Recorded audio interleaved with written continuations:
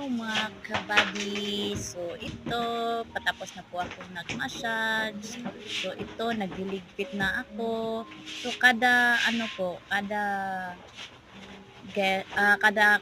isang client po, every time pinapalitan talaga.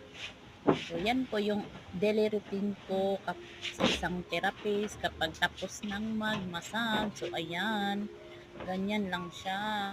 Tinutubig ko yung tuwalya kasi nga ginamit ko yan kanina pang sapin sa hot stone. Hindi naman siya madumi kasi pinangsapin ko lang siya sa hot stone. Kaya yan, tinupi ko siya ng pabalik para hindi naman masayang. O ayan, may nakasama ako kung ano-anong gagawin. Tingnan nyo to mga kabalya. So ayan, parang tanga lang din. O, ayan na naman siya. O. Diba? Ganyan lang yan. O, ako nagliligpit. O,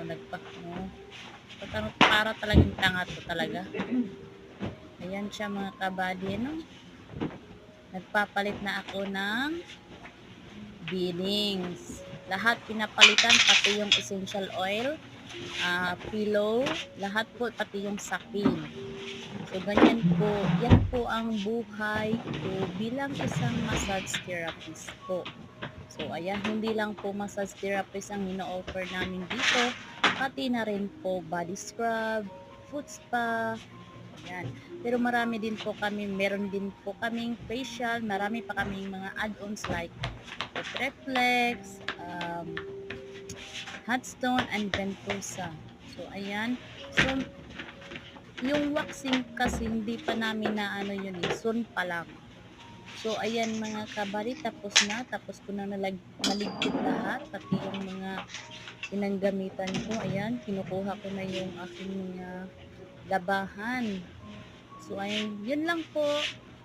God bless. I love you all. Ingat po kayo palagi. Yun lang.